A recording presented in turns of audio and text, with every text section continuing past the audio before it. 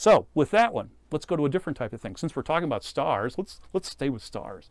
Stars, different types of stars. Oh, this is fascinating too. I just love this one. You know, until just recently, scientists and academia actually taught that all stars were basically the same. There's no variations in stars. They're all alike. You might be sitting in class, well, how come that star sort of has a bluish tint and that one over there has an orangish tint and this one's sort of reddish? Well, they would say, well, don't worry about it because all stars are exactly alike. They're made of the same substance. You don't have to worry about it. Just put B on your test or whatever, you know. There were theories out there about differing brightnesses and colors, but actually they were teaching that stars were basically all the same and of similar composition. That was science's stance on this for a long time. Where did this start with? Oh man, you got to go back all the way to Aristotle. In between the Old and the New Testament, Aristotle, the great philosopher, the great scientist, the tutor of Alexander the Great, around 350 BC, right in there, he stated that stars are unchanging and all the same. Now, since Aristotle said that, not many people are going to question it. So all stars are basically the same. And they don't change, is what he was saying. Boy, do we know this is wrong today. It was in the 1500s. Now, it was 350 BC. Now we go to the 1500s AD. We go back to Nicholas Copernicus.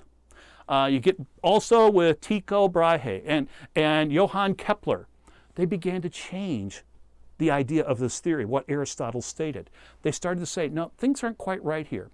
We get to Sir William Huggins. Now, he lived around, I believe, 1824 to about 1910. William Huggins, he was a Christian. He was a believer in the Word of God.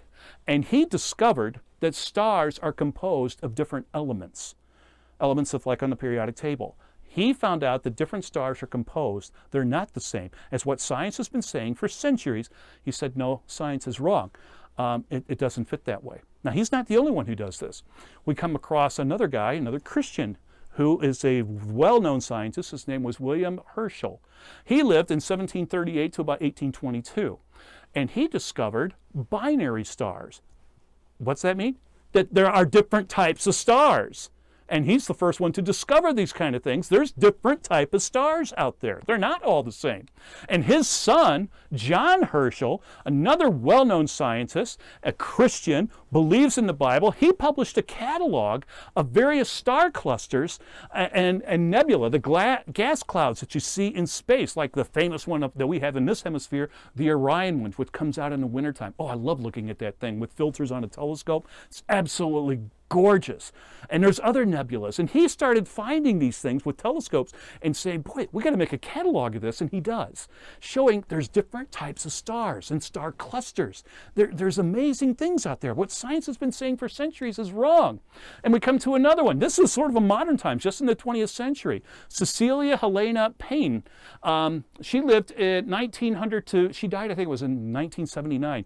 She discovered, and she proved beyond any doubt, that stars are composed of helium and hydrogen, and she helped to build a new star catalog based on, are you ready, on the composition of what stars are made of, on their composition, meaning there's different types of stars. So we see this played over and over. Today, we know there are many types of stars. We know that they vary in many ways. Matter of fact, in many geology books and astronomy books, you can find charts of different stars and made in charts, and they're grouped together. You have white dwarfs, you have red giants, you have all different types of composition. They're categorized by temperature and brightness and stuff. There's all different ways of doing this. Stars are not exactly the same as what was taught. They change in size. There's changes in composition. There's changing in brightness, distance. There's a lot of ways. But what does the Bible have to say about this? What did some of these scientists read that possibly put them into this idea that science was wrong? Well, we go to the 1st century AD.